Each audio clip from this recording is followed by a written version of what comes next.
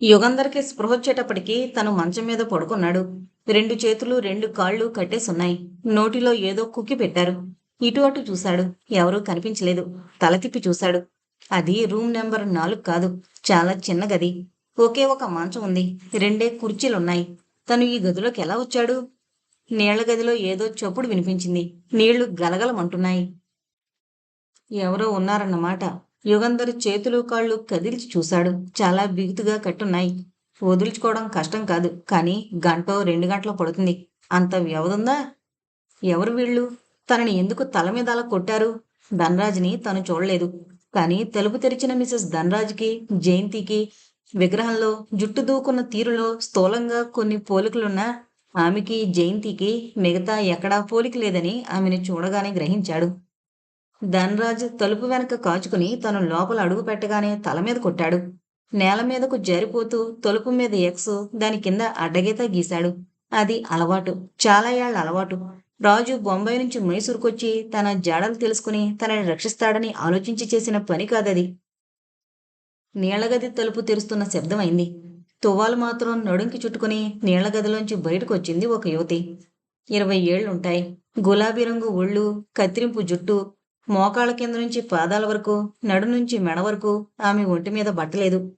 యుగంధర్ని చూసి ఆ తెలివొచ్చిందన్నమాట అని అక్కడే బల్ల మీదున్న సిగరెట్ కేసులోంచి సిగరెట్ తీసి వెలిగించి ఇంకో తువాల్తో మెడ, గుండె తుడుచుకుంటోంది. ఎవరీమే? ఆడవాళ్లలో సహజంగా ఉండే సిగ్గు లేకుండా ఎందుకిలా ప్రవర్తిస్తోంది? అడగడానికి నోరు మెదలదు. కళ్ళార్పకుండా ఆమెనే చూస్తున్నాడు యుగంధర్. మంచం చివరన ఉన్న హౌస్ కోటు తీసి వేసుకుంది. తర్వాత కుర్చీ యుగంధర్ ముందుకు లాక్కొని కూర్చుని నువ్వేనన్నమాట ఆ గొప్ప యుగంధర్ అని నవ్వింది. యుగంధర్ కళ్ళార్పకుండా చూస్తున్నాడు. మా విషయం ఎవరికీ తెలీదనుకున్నాం. ఎలా కనిపెట్టావు? అయినా నువ్వు పోలీసు ఉద్యోగివి కావుగా. నీకు మాపై ఇంట్రెస్ట్ ఏంటి? అంది. జవాబు చెప్పాలన్నా, ప్రశ్నలు అడగాలన్నా అవకాశం లేదు యుగంధర్కి. ముద్దుగా ఉన్న ఒక ఇనప కడ్డీని తీసి యుగంధర్కి చూపించి నీకు తెలివి వస్తే రాగానే ఈ ఇనుప కడ్డీతో తల మీద ఒక గట్టి దెబ్బ వేయమని నాకు చెప్పారు. పాపం కిక్కురుమనకుండా నువ్వు పడుకున్నావు. నిన్ను ఎందుకు కొట్టాలని ఊరుకున్నాను అన్నది. మంచి పని చేశావు అన్నట్లు తల ఊపాడు యుగంధర్. ఎవరీమే? జయంతి కాదు. అంతలో తలుపు చొప్పుడైంది. ఎవరు? అడిగిందామె. నేను ప్రాణ్. ఎవరో మగాడు.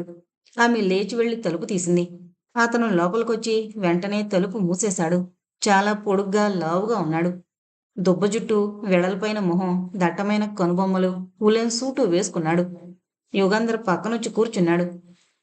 పిస్తోల్ తీసి రాణికిచ్చి ఈయన మీద గురిపెట్టుంచు అని యుగంధర్ వైపు తిరిగి మా విషయం నీకెలా తెలిసిందో అర్థం కాకుండా ఉంది. ఎలా మా ఆచూకీ తెలిసింది? మా గురించి మీకేం తెలుసు? పోలీసులకు కూడా తెలుసా? ఎవరు మా రహస్యాలు బయట పెట్టారు? ఈ ప్రశ్నలకి జవాబులు కావాలి. నీ నోట్లో కుక్కిన పీలికలు తీసేయను. తీస్తే నువ్వు అరవచ్చు. అందుకని కుడి చేతికి కట్టిన తాడు ఊడదీస్తాను. నేను అడిగిన ప్రశ్నలకి జవాబులు కాగితం మీద రాయి అని రైల్వే గైడు ఒత్తుగా పెట్టిన ఒక తెల్ల కాగితం, పెన్సిలు తెచ్చి యుగంధర్ పక్కన పెట్టి కుడి చేతి కట్టు విప్పాడు. మీ దురదృష్టం వల్ల మీ ఆచూకీ తెలిసింది అని కాగితం మీద రాశాడు యుగంధర్. అది చూసి ఆ మనిషికి చాలా కోపం వచ్చి యుగంధర్ చెంప మీద పెడీమని కొట్టాడు. ప్రాణ్ వద్దు, అకారణంగా దౌర్జన్యం చేయకు అన్నదామె. ఒళ్ళు పొగరుగా జవాబులు చెబుతున్నాడు అన్నాడు ప్రాణ్ అని అతను. మిసెస్ అండ్ మిస్టర్ ధనరాజ్ ఏమయ్యారు? కాగితం మీద యుగంధర్ ప్రశ్న రాశాడు. వాళ్ళ అప్పుడే గది ఖాళీ చేసి వెళ్ళిపోయారు. మేము ఇంకో గంటలో ఈ గది ఖాళీ చేసి వెళ్ళిపోతాం. నిన్ను చంపి నీ శవాన్ని ఆ బీరువాలో దాచి వెళ్ళిపోతాం. నీ శవం హోటల్ వాళ్ళు చూసి పోలీసులకు రిపోర్టు చేసేటప్పటికి మేము ఇక్కడికి కొన్ని 100 మైళ్ళ దూరంలో ఉంటాం అన్నాడు ప్రాణ్. యుగంధర్ ఆలోచిస్తున్నాడు. అబద్ధం చెబితే పోలీసులు ఈ పాటికి ధనరాజుని పట్టుకుంటారని, తను ఒంటరిగా అక్కడికి రాలేదని, పోలీసులు ఆ ప్రాంతాల్లో కాపలా కాస్తున్నారని రాస్తే ప్రమాదం. వెంటనే తనని చంపి పారిపోవడానికి ప్రయత్నించొచ్చు. ఏవో మాటల్లో పెడితే తప్పించుకునేందుకు వ్యవధైనా ఉంటుంది. అవకాశం రావచ్చు. వీళ్ళు చేస్తున్న చట్టవిరుద్ధమైన చర్యలేంటో తెలిస్తే కొంతసేపు సంభాషణ సాగించొచ్చు. మా విషయం నీకెలా తెలిసింది? అడిగాడు ప్రాణ్. ఆకాశవాణి చెప్పింది అని రాశాడు యుగంధర్. వెంటనే రాణి అనే అమ్మాయి ప్రాణ్ని చూసి నేను చెప్పలేదు, ఆ సుందరయ్య చేసి ఉండాలి ఈ పని. మనల్ని గురించి ఇంకెవరు చెబుతారు పోలీసులకి అంది. సుందరి చెప్పిందా? తల ఊపాడు యుగంధర్. ఇప్పుడు సుందరి ఎక్కడుంది? పోలీస్ కస్టడీలో అని రాశాడు యుగంధర్. రాణి ప్రాణులు ఒకరి మొఖాలొకరు చూసుకున్నారు. మనం త్వరగా ఇక్కడి నుంచి వెళ్ళిపోవడం మంచిది. ఆ ధనరాజు ఇతన్ని మనకు అంటగట్టి తను తప్పించుకుని పారిపోయాడు అంది రాణి. ప్రాణ్ తల ఊపాడు. యుగంధర్ని చూస్తున్నాడు. ఇతన్ని ఏం చెయ్యొద్దు. మనం ఇప్పటికి చేసిన నేరాలకి తోడు హత్య కూడా చెయ్యొద్దు. ఇప్పుడు పట్టుబడితే జైలు శిక్షతో పోతుంది అన్నదామె. అతను ఆమెని కోపంగా చూశాడు. ఇతన్ని ఇలా వదిలి వెళితే ఇంకేమైనా ఉందా? మనం మైసూరు చేరుకునే లోపల పట్టుకుంటాడు అన్నాడు. చంపొద్దు. చంపకుండా గది తాళం వేసి మనం మళ్ళీ వస్తామని చెప్పి గదికి డబ్బిచ్చి వెళదాం. ఈ యుగంధర్ గురించి నీకు తెలీదు. జుత్తులు మారి ప్రమాదం. ఇతను తప్పించుకుంటే మనల్ని పట్టుకొని తీరతాడు. నువ్వెంత పిరికివాడు అని అనుకోలేదు. ఇది పిరికితనం కాదు, వివేకం అని ఇనపకడ్డీ తీశాడతను. ప్రాణ్ వద్దు అన్నదామె. నీకేం తెలుసు? సామాన్లు సద్దు. నువ్వు చూడలేకపోతే వెళ్ళిపో. చూడలేక కాదు, నువ్వు నేను ఊరికమ్మం ఎక్కడో నాకు ఇష్టం లేదు. నాన్సెన్స్ అంటూ యుగంధర్ని తల మీద కొట్టడానికి ఇనుపకడ్డీ పైకెత్తాడు ప్రాణ్. ప్రాణ్ వెంటనే ఆ ఇనుపకడ్డీ కింద పడే, లేదా నిన్ను కాలుస్తాను అంది రాణి. ప్రాణ్ ఆశ్చర్యంతో చూశాడు ఆమె వైపు. ఆమె తలుపు దగ్గర నిల్చుంది. పిస్తోలు ప్రాణ్ ఛాతీ మీద గురిపెట్టింది. ఏంటిది అన్నాడతను. నచ్చ చెప్తే నువ్వు వినడం లేదు. నాకు ఊరికమ్మం ఎక్కడం ఇష్టం లేదు. ఆ కడ్డీ కింద పడేసి సామాన్లు నువ్వే సర్దు అంది ఆమె పిస్తోలు కిందకు దింపకుండా. ప్రాణ్ ఆమె కళ్ళలోకి చూస్తూ, నువ్వు చెప్పిన మాట వినకపోతే నిజంగానే కాల్చేటట్టున్నావే అన్నాడు. ఆమె తల ఊపింది. చంపను. చెయ్యో కాలో కాలుస్తాను. అందరూ వస్తారు. నిన్ను నన్ను పట్టుకుంటారు. అదే మేలు హత్య చేయడం కన్నా. ప్రాణ్ భుజాలు చరిచి కడ్డీ కింద పడేసి సామాన్లు సర్దాడు. తలుపు బయట తాళం వేసి వాళ్ళిద్దరూ వెళ్ళిపోయారు. రాణికి యుగంధర్ మనసులో ధన్యవాదాలు చెప్పుకున్నాడు. రాణి అడ్డుకోకపోతే ప్రాణ్ నిజంగానే తనని చంపేసేవాడు. ఎన్నో ప్రమాదాల నుంచి తప్పించుకున్న తను, ఎందరెందరో గజదొంగల్ని హంతకుల్ని పట్టుకున్న తను, చివరికి తను చేస్తున్న దర్యాప్తుతో ఎటువంటి సంబంధం లేని మనిషి చేత చంపబడేవాడు. యుగంధర్ నవ్వుకున్నాడు. చేతులకి కాళ్ళకి కట్టిన తాళ్లు విడిపించుకోవడానికి ప్రయత్నం ప్రారంభించాడు. తాళ్లు చాలా గట్టిగా ఉన్నాయి. కదలడానికి వీల్లేకుండా మంచానికి బిగించి కట్టేశారు. ఎలా విడిపించుకోవడం? దాహంతో ఆకలితో ఇలా ఈ గదిలో తను యమబాధపడి చావలసి వస్తుందా? ప్రాణ్ పిస్తోల్తో తనని పేల్చి చంపి ఉండడమే మేలనిపిస్తోంది. చేతులు లేగాడు. కాళ్ళు కదల్చడానికి ప్రయత్నించాడు. నోట్లోంచి పీలికలు తీసేయడానికి అష్ట కష్టాలు పడ్డాడు. ప్రయోజనం లేకపోయింది. వాళ్ళు ఎన్ని రోజుల వరకు గదికి డబ్బిచ్చారో, ఎన్ని రోజుల తర్వాత హోటల్ వాళ్ళు గది తలుపు తీసి చూస్తారో. రాయడానికి విప్పిన ఒక చేతిని మళ్లీ కట్టి వెళ్లాడు ఆ ప్రాణ్. చేతులు కాళ్ళు ఉరుసుకుని మంట పుడుతోంది. కానీ తాళ్లు మాత్రం వదులు కావడం లేదు. 5 నిమిషాలు కూడా కాలేదు వాళ్ళిద్దరూ వెళ్ళి. అంతలో ఎవరో తలుపు తెరుస్తున్న చప్పుడైంది. యుగంధర్ ఆశతో చూశాడు. మళ్ళీ వాళ్ళిద్దరే. రాణి ప్రాణ్ ఎందుకొచ్చారు? ఏమైంది? తనని చంపడానికి ప్రాణ్ రాణిని ఒప్పించాడా? ఇద్దరూ యుగంధర్ మంచం దగ్గరికి వచ్చారు. ప్రాణ్ యుగంధర్ని విషచూపులు చూస్తున్నాడు. ఇక ఎలాగూ మనం తప్పించుకోలేం. వచ్చేశారు పోలీసులు అంది నిట్టూర్చి రాణి. వీడి వల్లే. వాళ్ళు పటపటా కొరికాడు ప్రాణ్. రాణి చేతిలోనే ఉంది పిస్తోల్. అతని కట్లు ఊడది అంది. ఎందుకు అడిగాడు ప్రాణ్ కోపంగా. పోలీసులొచ్చి ఎలాగూ మనల్ని పట్టుకుని ఇతన్ని విడిపిస్తారు. ఇప్పుడు ఇతన్ని విడిపిస్తే ఇతనికి నేను చేసిన సహాయానికి నా మీద జాలి చూపించి శిక్ష తక్కువ పడేట్లు చేయిస్తాడేమో అంది. యుగంధర్ తల ఊపాడు అవునన్నట్లు. నేను ఊడదీను అన్నాడు మొండిగా ప్రాణ్. ప్లీజ్ త్వరగా కాని, వాదించక, వ్యవధి లేదు అని పిస్తోలు అతని వైపు గురిపెట్టింది రాణి. ప్రాణ్ ఆమెని విషచూపులు చూశాడు. తప్పలేదు. యుగంధర్ చేతులకి కాళ్ళకి ఉన్న కట్లు విప్పాడు. నోట్లో ఉన్న పీలికలు తీసేశాడు. యుగంధర్ కూర్చుని చేతులు కాళ్ళు నిమిషం పాటు మర్దనా చేసుకుని, థ్యాంక్స్ అమ్మా. నువ్వు చెప్పినట్లు పోలీసులకు నువ్వు నాకు చేసిన సహాయం గురించి చెబుతాను. ఆ పిస్తోలు ఇలా అయ్యి అన్నాడు యుగంధర్ చేయి జాపి. రాణి మాట్లాడకుండా పిస్తోల్ అతనికి ఇచ్చేసింది. ప్రాణ్ణి దూరంగా కుర్చీలో కూర్చోమన్నాడు యుగంధర్. అతని చేతులు కాళ్ళు కట్టే అన్నాడు రాణితో. ఎందుకు అడిగింది రాణి. యుగంధర్ చిన్నగా నవ్వి, పోలీసులకి ఒప్పచెప్పడానికి. పోలీసులకి ఫోన్ చేయడానికి నేను గదిలోంచి వెళితే తను పారిపోతాడు. మీరు పొరపడ్డారు. మిమ్మల్ని గురించి, మీరు చేస్తున్న చట్టవిరుద్ధమైన పనుల గురించి నాకేమీ తెలియదు. జయంతి సూర్యప్రకాష్ అనే వాళ్ళని వెతుక్కుంటూ నేను ఈ హోటల్లోకి వచ్చాను. మిసెస్ ధనరాజే జయంతి అని పొరపడ్డాను. ఆమెను చూడగానే నా పొరపాటు తెలిసింది. పొరపాటు అని చెప్పి వెళ్ళిపోదామనుకున్నాను. కానీ అంతలో నా తల మీద ఎవరో కొట్టారు. బహుశా ఆ ధనరాజే ఉండాలి అన్నాడు యుగంధర్. యుగంధర్ ఈ మాటలంటుండగా ప్రాణ్ కుర్చీలోంచి లేవబోయాడు.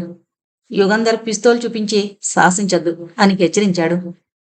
చాలా తెలివైందని అనుకున్నాం, చూసావా వీడిని చంపి మనం వెళ్ళిపోయి ఉంటే ఎవరికి ఏమీ తెలిసేది కాదు అన్నాడు ప్రాణ్. ఎవరిని చంపడం నాకు ఇష్టం లేదు. అయినా నాకు ఇలా ఊరి నుంచి ఊరికి పరిగెత్తడం విసిగెత్తింది. అందుకని జైల్లో ఉంటావా అడిగాడు ప్రాణ్. అదే నయమేమో అంది రాణి దిగులుగా. ఎందుకు పోలీసులంటే మీకు భయం? ఎందుకు ఊరు నుంచి ఊరు తిరుగుతున్నారు అడిగాడు యుగంధర్. నోర్మి, వీడికేం చెప్పక అరిచాడు ప్రాణ్. రాణి బలహీనంగా నవ్వింది. చెప్పకపోయినా ఎలాగూ తెలుసుకుంటారు. నేను, ప్రాణ్, ధనరాజ్, అతని భార్య నలుగురం కలిసి డబ్బున్న వాళ్ళని మోసం చేసి జీవిస్తున్నాం. ఇలాగే హోటళ్లలో దిగడం, డబ్బున్న వాళ్ళతో స్నేహం చేసుకోవడం, ఆడవాళ్ళం రాత్రుళ్ళు వాళ్ళ గదుల్లో ఉండడం, ఆ మొగాళ్ళు ఆవేశంలో ఉండగా వాళ్ళ పర్సులు ఖాళీ చేయడం, నగలు ఖరీదైన వస్తువులు ఉంటే వాటిని తస్కరించడం, ఇవి మేం చేస్తోన్న పని. అపరిచితురాలైన స్త్రీతో రాత్రంతా గడిపినందుకు చింతించి బుద్ధి తక్కువ పని చేశామని సామాన్యంగా అందరూ కిక్కురు మనకుండా ఊరుకునేవాళ్ళు. ఎవరో కొద్ది మంది మాత్రం పోలీసు రిపోర్ట్ ఇచ్చేవాళ్ళు. అందుకని పేర్లు మార్చుకుని ఊళ్ళుళ్ళు తిరుగుతున్నాం అంది రాణి. ధన్రాజ్ అతని భార్య ఎక్కడికి వెళ్లారు? వాళ్ళు కోయంబత్తూరు వెళ్లారు. హోటల్ హిమాలయాలో దిగుంటారు. థ్యాంక్స్, పద. ఎక్కడికి? మనం వెళ్ళి పోలీసులకి ఫోన్ చేద్దాం. ఈ ప్రాణు నీ భర్త? రాణి నవ్వింది. నాకా భర్త ఏమిటి? చెప్పానుగా నేను ఎటువంటి దాన్నో. యుగంధర ఆమెని దయతో చూశాడు. నువ్వింకా చిన్నదానివి, చేసిన తప్పులు చేశావు. ముందైనా నీ జీవితం సంస్కరించుకోవాలి అని తలుపు తీసి రాణితో సహా బయటకొచ్చాడు. సరిగ్గా ఆ సమయానికి రూమ్ నెంబర్ 4లోంచి రాజు కూడా బయటకొచ్చి యుగంధర్ని చూసి ఆశ్చర్యంతో, మీరు ఎక్కడున్నారు? తలుపు మీద ఎక్స్ గుర్తు చూసి అంటున్నాడు. అవును, నేనే ఆ గుర్తు పెట్టాను. తర్వాతే చెబుతాను ఏం జరిగిందో. నువ్వు ఈ గదిలోకి వెళ్ళి కుర్చీలో కట్టబడున్న అతను తప్పించుకోకుండా చూస్తూ ఉండు. ఇప్పుడే వస్తాను అన్నాడు యుగంధర్. మిసెస్ ధనరాజ్ అనే ఆమెకి జయంతికి కొంత పోలిక ఉండబట్టి ఈ పొరపాటు జరిగింది అన్నాడు యుగంధర్ పోలీస్ సూపరింటెండెంట్తో. పోలీస్ సూపరింటెండెంట్ నవ్వి, మీరు చేసిన పొరపాటు మాకు లాభించింది. ఇద్దరు ఆడవాళ్లతో ఆ ధనరాజ్ ప్రాణ్ చేస్తున్న మోసాల గురించి చాలా కంప్లైంట్స్ వచ్చాయి. మద్రాసు, ఆంధ్ర పోలీసులు వీళ్ల కోసం వెతుకుతున్నారు. హైదరాబాద్, విజయవాడలో వీళ్ళు చాలా మందిని దబాయించి డబ్బు కాజేశారట. థ్యాంక్స్ యుగంధర్ అన్నాడు. యుగంధర్ నవ్వి, ఆ రాణి అనే అమ్మాయికి వీలైన సహాయం చేయండి. మనిషి మంచిది. ఈ దుర్మార్గుల సహవాసం వల్ల నేరాలు చేసింది. వస్తాము. మేం మళ్ళీ మా వేట ప్రారంభించాలి అన్నాడు. ఎక్కడని ప్రారంభిస్తారు? జయంతి, సూర్యప్రకాష్ ఇక్కడికొచ్చినట్లు మీరు సంపాదించిన సాక్ష్యం కూడా తప్పు సాక్ష్యమే అయ్యుంటుందా అడిగాడు పోలీసు ఉద్యోగి. ఏమో, హోటల్ రిజిస్టర్ మరోసారి చూసి ఇక్కడకు రాలేదని తేలితే మళ్ళీ మైసూరుకు వెళ్ళి అక్కడ రైల్వే స్టేషన్ దగ్గర వాకప్ చేయాలి అని వెళ్ళిపోయి హోటల్ గుమస్తాని కలుసుకున్నాడు యుగంధర్. వీళ్ళు తప్ప ఇంకెవరూ అలాంటి వాళ్ళు రాలేదు సార్ అన్నాడు గుమస్తా. గుమస్తా పొరపడ్డం లేదని యుగంధర్ నిశ్చయించుకున్న తర్వాత యుగంధర్, రాజు వేరువేరు కారుల్లో మైసూరుకి బయలుదేరారు. అరగంటలో మైసూరు రైల్వే స్టేషన్ వద్ద 2 కార్లు ఆగాయి. రైలు స్టేషన్ ఉద్యోగుల్ని, బయటున్న టాంగా బళ్ల వాళ్ళని, స్కూటర్ డ్రైవర్లని ప్రశ్నించాడు. జయంతి ఫోటో అందరికీ చూపించారు. ఎవరూ అటువంటి ఆమెని చూడలేదన్నారు. చూసినా ఇన్నాళ్ల తర్వాత జ్ఞాపకం ఉండకపోవచ్చునని యుగంధర్కి తెలుసు. రాజు, ఓపిగ్గా మనం ఈ ఊళ్ళో హోటల్స్ అన్నీ వెతకాల్సిందే అన్నాడు యుగంధర్. రాజు తల ఊపాడు. పోలీస్ డిపార్ట్మెంట్కి వెళ్ళి ఊళ్ళో బస చేసే హోటళ్ల జాబితా తీసుకుని రాజు, యుగంధర్ విడివిడిగా బయలుదేరారు. జూలై 19వ తేదీ మీ హోటల్లో బస చేసిన వాళ్ళ జాబితా చూపించండి. ఈమెని మీరు చూసారా? జయంతి ఫోటో చూపించి ఇవే ప్రశ్నలు. తలలు తిప్పేవాళ్ళు, ఫోటో పరకాయించి చూసి ఏమో సరిగ్గా జ్ఞాపకం లేదు అనేవాళ్లే అంతా. రిజిస్టర్ తీసి చూసి పేరేంటన్నారు అడిగాడు ఒక హోటల్ మేనేజర్. జయంతి. లేదు, ఆ పేరునున్న అమ్మాయి మా హోటల్లో దిగలేదు. కానీ మీరు చూపించిన ఫోటోలో ఉన్న అమ్మాయి లాంటి అమ్మాయి మా హోటల్లో దిగిందనుకుంటాను. నేను పొరపాటు పడుతున్నానేమో తెలీదు. ఏ తేదీనొచ్చింది? చూసి చెబుతాను అని పుస్తకం తీసి జూలై 19వ తేదీ. ఏ పేరుని రిజిస్టర్ చేసుకుంది? రాధా. ఆమె కూడా ఎవరైనా మగాడున్నాడా? ఆమె కూడా రాలేదు. కానీ మర్నాడు వచ్చాడు ఒక అతను. ఎలా ఉంటాడు? నవ్వాడు మేనేజర్. మామూలుగానే ఉన్నాడు, వికృతంగా లేడు. అందగాడు కాదు. అతను రాగానే ఆమె సింగిల్ రూమ్ నుంచి డబుల్ రూమ్లోకి మారింది. అతను తన భర్త అని చెప్పింది. అతని పేరు సూర్యప్రకాష్. వాళ్ళింకా హోటల్లో ఉన్నారా? లేరు సార్, 2 రోజుల క్రితం ఖాళీ చేసి వెళ్లారు. ఎక్కడికి వెళ్లారో తెలుసా? తెలీదు. ఈ ఫోటో సరిగ్గా చూసి చెప్పండి, ఈమెనా? అచ్చంగా ఈమెలాగే ఉంది. అంతకన్నా ఎలా చెప్పగలను అన్నాడు మేనేజర్. సూపరింటెండెంట్ ఆఫీస్కి వెంటనే యుగంధర్ ఫోన్ చేశాడు. జయంతి జాడలు తెలిసాయి. రాజు ఫోన్ చేస్తే అతన్ని హోటల్ చాముండికి రమ్మని చెప్పండి అని చెప్పి పొద్దున్న రాత్ర ఎప్పుడు ఖాళీ చేశారు అడిగాడు మేనేజర్ని. మధ్యాహ్నం వెళ్ళినట్టున్నారు. ఇక్కడి నుంచి మధ్యాహ్నం ఏ ఊరికి రైలుంది? మధ్యాహ్నం రైలు లేదు సార్. మీ హోటల్లో దాదాపు 6 రోజులున్నారన్నమాట. అవును. విచిత్రం ఏమిటంటే 6 రోజులు అతను గదిలోంచి బయటికే రాలేదు. భోజనం గదికే తెప్పించుకున్నాడు. ఆమె ఆమె తరచూ బయటికి వెళ్ళొచ్చేది. వాళ్ళిక్కడి నుంచి ఏ ఊరికి వెళ్ళింది తెలుస్తుందేమో రూమ్ బాయ్స్ని అడిగితే. అడుగుతాను అని కుర్రాళ్ళని పిలిచి ప్రశ్నించి బస్టాండ్కి వెళ్లారని అంటున్నారు వీళ్ళు అని చెప్పాడు మేనేజర్. ఎలా తెలుసు? వాళ్ళు మాట్లాడుకుంటుంటే విన్నారట.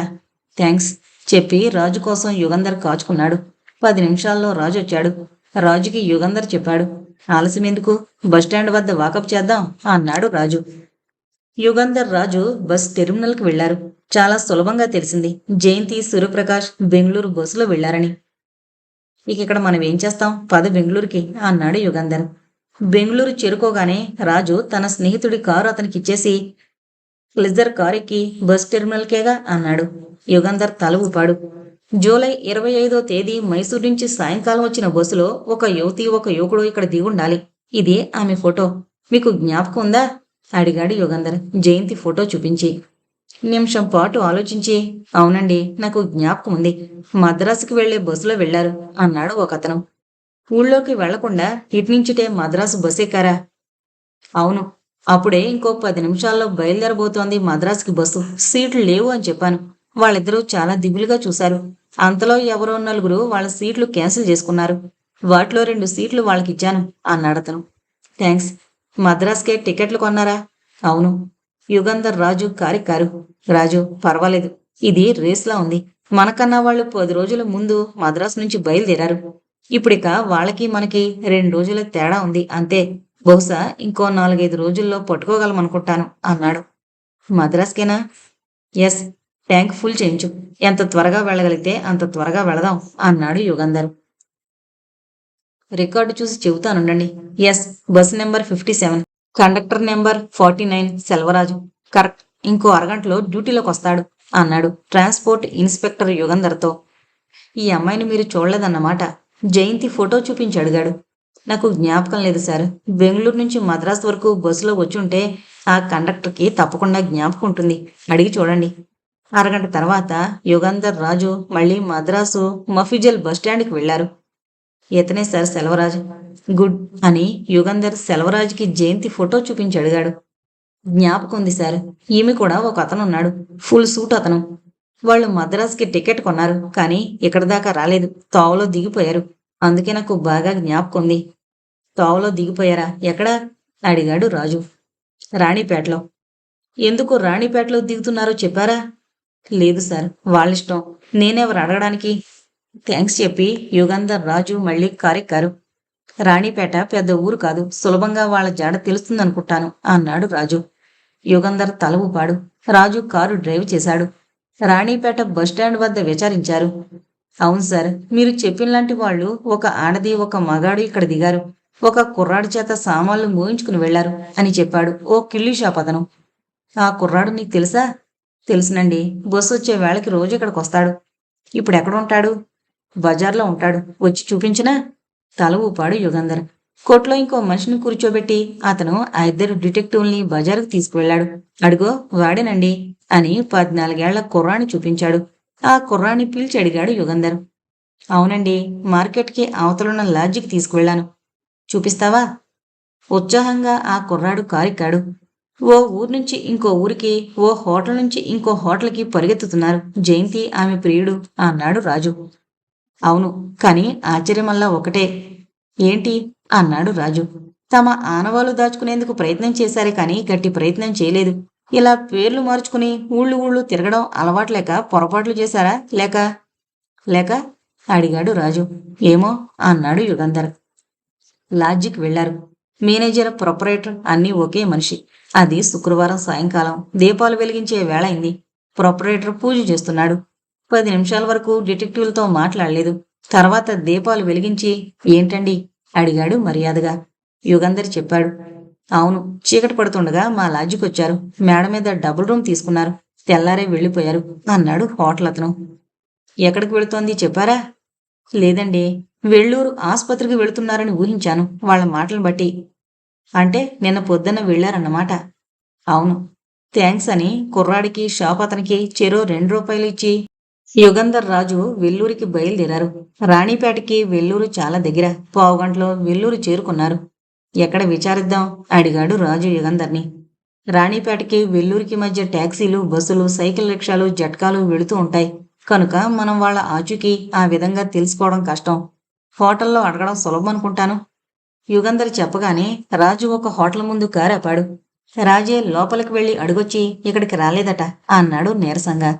4 హోటళ్లలో అడిగిన తర్వాత 5వ హోటల్లో ఎస్, మా హోటల్లో ఉన్నారు అన్నాడు మేనేజర్.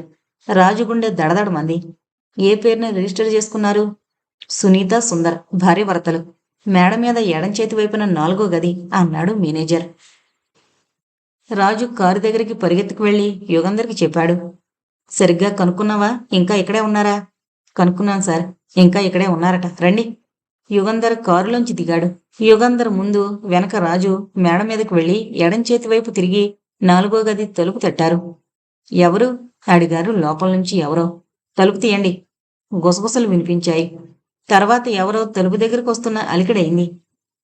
యుగంధర్ రాజు తయారుగా ఉన్నారు. తలుపు గడియ తీసిన చొప్పుడైంది. తలుపు తెరవబడింది. ఎవరు కావాలి? మొరటుగా అడిగాడు. యుగంధర్ అతన్ని యగాదిగా చూసి ఈ గదిలో ఇంకా ఎవరున్నారు? అడిగాడు. ఎవరూ లేరు. అబద్ధం. ఇంకా కొందరి కంఠస్వరాలు వినపడ్డాయి. అడ్డలే అన్నాడు యుగంధర్. రండి అని తలుపుకి దూరంగా జరిగాడతను. చటుక్కున లోపలికి వెళ్లి తలుపు వెనక చూశాడు. ఎవరూ లేరు. రాజు కూడా లోపలికి వెళ్ళాడు. నీళ్లగదిలో దాక్కున్నారేమో అన్నాడు రాజు. అవును, నీళ్లగదిలోనే దాక్కునుండాలి అన్నాడు యుగంధర్. రాజు, యుగంధర్ తలుపు వైపు చూస్తున్నారు. రండి, మీరు ఎక్కడికి తప్పించుకుని పోలేరు. నీళ్లగదిలో ఉన్నారని మాకు తెలుసు అన్నాడు యుగంధర్. నవ్వు వినిపించింది వెనక.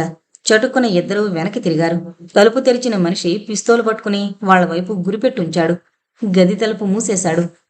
నీ చేతిలో పిస్తోల్ చూసి బెదురుతామనుకున్నావా? చేతులెత్తండి. పిస్తోల్కి సైలెన్సర్ ఉంది. కాల్చడానికి ఏమాత్రం సందేహించను అన్నాడు.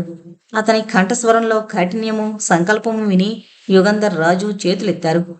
యుగంధర్ ఆశ్చర్యంతో అతన్నే చూస్తున్నాడు. జయంతి, ఆమె ప్రియుడు డాక్టర్ని హత్య చేసి పారిపోతున్నారు. పిస్తోల్తో తమని బెదిరిస్తారని అనుకోలేదు. అంతలో నీళ్లగది తలుపు తెరుచుకుంది. ఎవరో వస్తున్న అలికిడైంది. ఒకళ్ళు కాదు, ఇద్దరు కాదు, చాలామంది ఉండుండాలి. యుగంధర్ వెనక నుంచి 4 ముందుకొచ్చి నిలబడ్డారు.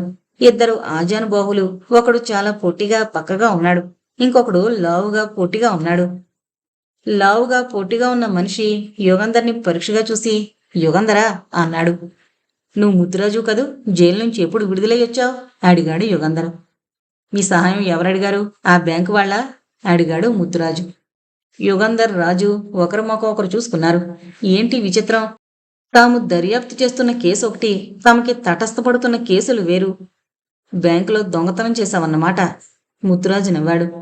బ్యాంకులో దొంగతనం చేయక ముష్టివాడింట్లో దొంగతనం చేస్తానా? మేమిక్కడ ఉన్నామని మీకెవరు చెప్పారు? ఆకాశవాణి. యుగంధర్, పరిహాసాలకి ఇది సమయం కాదు. చెప్పు, నీకెలా తెలిసింది? నాకే కాదు, పోలీసులు కూడా తెలుసు. ప్రస్తుతం ఈ హోటల్ చుట్టూ పోలీసులు కాపలా కాస్తున్నారు. ఇలాగే చెప్పి ఒకసారి 4 ఏళ్ల క్రితం నన్ను మోసం చేసి పట్టుకున్నారు మీరు. ఇక మీ మాటలు నమ్మను అని క్షణవాగి, ఏయ్ పండా, తాళురేణు తీసుకురా. ఏ కొళ్ళాన్, యుగంధర్ని వెనక నుంచి చేతులు విరిచి పట్టుకో అని అనుచరులకి ఆజ్ఞలిస్తున్నాడు ముత్తురాజు. ఈ దొంగల చేతుల్లో ఇలా చిక్కుకుపోవడమా? వాళ్ళు తమని తాళ్లతో కొడుతుంటే కళ్ళపిగించి చూస్తూ ఊరుకోవడము యుగంధర్కి, రాజుకి ఇష్టం లేదు. కుళ్ళున్ అనే అతను బాగా దగ్గరకొచ్చి జబ్బల మీద చేయి వేసేటంత వరకు కాచుకుని వెంటనే యుగంధర్ కాస్త ముందు కొంగి 2 చేతులు వెనక్కొంచి ఆ కుళ్ళున్ నడుం పట్టుకుని పైకెత్తి తల మీద నుంచి ముందుకు లాక్కుని తనకి అడ్డంగా కవచంలా పట్టుకున్నాడు. ఇదంతా రెప్పపాటు కాలంలో జరిగింది. పిస్తోలు పట్టుకుని నిల్చున్న మనిషికి ఏం చెయ్యాలో తెలియలేదు. కాల్చొద్దు, కాలిస్తే నేను చేస్తాను అరుస్తున్నాడు కుళ్ళన్. ఉష్, నోర్మి, అరిస్తే 4 వస్తారు అన్నాడు ముత్తురాజు. కుళ్ళును కిక్కురు మనకుండా ఉండిపోయాడు. యుగంధర్, వాణ్ణి వదిలే. ఎలాగూ నువ్వు ఇక్కడి నుంచి తప్పించుకుని పారిపోలేవు. యుగంధర్ నవ్వాడు. నవ్వుతూ ఓరకంటితో చూస్తున్నాడు రాజు ఏం చేస్తున్నాడా అని. రాజు తన వెనక్కి వెళ్ళిపోయాడు. కనిపించడం లేదు. పిస్తోలు పట్టుకున్నవాడి చేతిలోంచి ఎలాగైనా పిస్తోల్ లాగేస్తే ఎలా? ఉన్నట్లుండి యుగంధర్ కాళ్ళ కింద భూమి కదిలినట్లయింది. ఏంటిది? భూకంపమా? కుళ్ళుంతో సహా యుగంధర్ ముందుకు పడ్డాడు. పడుతూ చూశాడు. రాజు ఒక్క గంతున పిస్తోలు పట్టుకున్న అతని మీద కొరకడం. పిస్తోలు పట్టుకున్న అతను తనలాగే కింద పడ్డాడు. కింద పడిన యుగంధర్ కుళ్ళుణ్ణి వదల్లేదు. అతన్ని తన ఛాతి మీద అడ్డంగా పెట్టుకుని దొర్లాడు. గదిలో తివాసీ ఒక చివర్న పట్టుకుని బలంగా లాగాడు రాజు. యుగంధర్ పిస్తోలు పట్టుకున్న అతను కూడా తివాసీ మీదే నిల్చుని ఉండడం వల్ల ఇద్దరూ కింద పడ్డారు. పిస్తోలు పట్టుకున్న అతను కింద పడిన మరుక్షణం రాజు ఒక్క గంతున అతని మీద కురికి అతని చెయ్యి గట్టిగా పట్టుకున్నాడు. వదులు, పిస్టలొదులు అన్నాడు అతని చెయ్యి వెనక్కి విరుస్తూ. అది గమనించి తతిమా వాళ్లు రాజు మీద కురికారు. ఒకడు రాజుని బూటు కాలుతో తన్నాడు. అయినా రాజు పిస్తోలు పట్టుకున్న అతని చెయ్యి వదలలేదు. వెనక్కి విరుస్తున్నాడు. అతను నొప్పి తట్టుకోలేక పిస్తోలు వదిలేయడం ఇష్టం లేక మూలుగుతున్నాడు. రాజు మెడ ఒకడు పట్టుకున్నాడు. రెండు కాళ్ళు ఇంకొకడు పట్టుకున్నాడు. రాజుని లాగుతున్నారు వాళ్ళు. యుగంధర్ కుళ్ళుని ఒక తోపు తోసి లేచాడు. పిస్తోలు ప్రమాదం లేదు. రాజు సాహసం వల్ల ఆ అపాయం తప్పింది. కాళ్ళెత్తి ఒకడిని వెనక మోకాళ్ళ మీద బలంగా తన్నాడు యుగంధర్. అమ్మో అంటూ వాడు కింద పడ్డాడు. బాధతో మూలుగుతున్నాడు. ఇంకొకడిని భుజం పట్టుకుని తన వైపు లాక్కుని పిడికిలి బిగించి దవడ మీద బలంగా కొట్టాడు. కళ్ళు తేలేసి చెట్టు విరిగి పడినట్లు నిటారుగా పడ్డాడు వాడు. రాజు కాళ్ళని పట్టుకుని లాగుతున్నవాణ్ణి జుట్టు పట్టుకుని ఈడ్చాడు. వెనక్కి లాగి నేలకేసి వాడి తల ఒకసారి బాదాడు. వాడు కిక్కురుమనకుండా తెలివి తప్పి పడ్డాడు. ఇక మిగిలింది పిస్తోలు పట్టుకున్నవాడు కుళ్ళున్. పిస్తోలు వాడి చేతిలోంచి లాక్కుందామని యుగంధర్ వంగాడు. సరిగ్గా ఆ సమయానికి మెడ మీద ఏదో పడినట్లయింది యుగంధర్కి. కుళ్ళున్ యుగంధర్ మీద కురికి భుజం మీద కూర్చుని కత్తితో యుగంధర్ని పొడవడానికి చెయ్యి పైకెత్తాడు. కుళ్ళున్ మనిషంతా యుగంధర్ నడుం వరకైనా రాడు. యుగంధర్కి నవ్వొచ్చింది. ఒకసారి భుజాలు విదిలించాడు. కుళ్ళున్ వెనక్కి పడ్డాడు. ఉష్ అంటే కింద పడేవాడివి, నీక్కూడా ఇంత ధైర్యమా అని కుళ్ళున్ చేతిలో కత్తి లాక్కుని వాణ్ణి చెంప మీద చిన్నగా ఒక దెబ్బ వేసి పిస్తోలు పట్టుకున్న వాడి వైపు తిరిగాడు యుగంధర్. రాజు లేచి నిలబడుతున్నాడు. రాజు చేతిలో పిస్తోలుంది. పిస్తోలు పట్టుకున్న అతను బాధతో కేకలు పెడుతున్నాడు. రాజు వెనక్కొంచి వంచి అతని చెయ్యి దాదాపు విరిచేశాడు. ఆ కేకలకి ఆ అరుపులకి హోటల్లో జనం తలుపు బయట పోగై అరుస్తున్నారు. ఏంటి గొడవ, తలుపు తీయండి అని కేకలు వేస్తున్నాడు మేనేజర్. ఎవరో చంపుకుంటున్నారు, పోలీసులకు కబురు పంపండి మరొకడు సలహా ఇస్తున్నాడు. రాజు యుగంధర్ ఒకరినొకరు చూసుకుని నవ్వుకున్నారు. కుళ్ళుం తప్ప తతిమ అందరూ నేల మీద పడి దొర్లుతూ ఏడుస్తున్నారు. చేయి విరిగిన అతను గగ్గోలు చేస్తున్నాడు. యుగంధరు రాజు నీళ్లగది వైపు చూశారు. నీళ్లగదిలో ఒక రేకు పెట్టి కనిపించింది. రాజు తలుపుతి, ఎవరిని లోపలికి రానివ్వక పోలీసులకి కబురు పంపమని చెప్పు అని నీళ్లగదిలోకి వెళ్లి యుగంధర్ రేకు పెట్టే మూత తెరిచాడు. కట్టలు కట్టల నోట్లు, బంగారు నగలు. ఏదో బ్యాంకు దోపిడీ చేసి పోంచుకుంటున్న సమయంలో అక్కడికొచ్చి వాళ్ల కార్యకలాపాలకి అడ్డం వచ్చామన్నమాట అనుకుని తనలో తను నవ్వుకుని యుగంధర్ నీళ్లగది తలుపు మూసి వెనక్కి తిరిగాడు. రాజు గది తలుపుకి అడ్డంగా నిలబడి పోలీసులు వచ్చేంత వరకు ఎవరిని లోపలికి రానివ్వను అంటున్నాడు. నా హోటల్లోకి వచ్చి గొడవ చేసి లోపలికి రానివ్వనని అంటావేంటయ్యా అరుస్తున్నాడు హోటల్ మేనేజర్. యుగంధర్ వెళ్ళాడు. క్షమించండి, ఇది పోలీసు వ్యవహారం. దొంగల్ని పట్టుకున్నాం. నా పేరు యుగంధర్. దయచేసి పోలీసులకు వెంటనే రమ్మని కబురు చేయండి. అప్పుడే కబురు చేశాం అన్నాడు హోటల్ మేనేజర్. టకటక్క బూట్లు చప్పుడు చేసుకుంటూ పోలీసులు వచ్చారు. స్థానిక ఇన్స్పెక్టర్ యుగంధర్ని చూసి గుర్తుపట్టి, hello sir, what is the matter అన్నాడు. లోపలికి వెళ్ళి చూడండి, 5 దొంగలు, కొన్ని లక్షల రూపాయలు ఉన్నాయి అని ఇన్స్పెక్టర్కి దారిచ్చి మేనేజర్ వైపు తిరిగి, సునీత, సుందర్ అనే వాళ్ళు ఈ గదిలో ఉన్నారని చెప్పారు. అటువంటి పేర్లు గల వాళ్ళు ఈ గదిలో ఉన్నట్టు లేరే అన్నాడు. ఈ గదిలో ఉన్నారని నేను చెప్పలేదే. మేడ మీద కుడివైపు 4వ గది అని చెప్పాను. లేదు, ఎడంవైపు 4వ గది అని చెప్పారు మీరు. నేనెందుకు అలా చెబుతాను అన్నాడు మేనేజర్. పొరపాటు ఎవరిదో ఒకళ్ళది, పదరాజు అని కుడివైపు 4వ గదికి పరిగెత్తాడు యుగంధర్. ఆ గది తలుపు తెరిచుంది. గదిలో ఎవరూ లేరు, సామాన్లు లేవు. గదిలో ఎవరూ లేరే అని అరిచాడు యుగంధర్. లేరా, ఏమయ్యారు అంటూ మేనేజర్ అటు పరిగెత్తుకు వెళ్ళాడు. ఈ హడావిడికి హోటల్లో వాళ్లంతా ఆ గది ముందు చేరేటప్పటికీ అక్కడ ఏదో గొడవ జరగబోతుందని, అక్కడ ఉండడం మంచిది కాదని తెలిసి జయంతి, సూర్యప్రకాష్ చల్లగా జారుకునుండాలి అన్నాడు యుగంధర్. అంతా 15 గంట క్రితమే వెళ్ళుండాలి అన్నాడు రాజు. పర్వాలేదు, ఎక్కడికి పోతారు, పట్టుకోవచ్చు అనే ధైర్యంతో రారాజు అని హోటల్లోంచి బయటికి దారి తీశాడు యుగంధర్.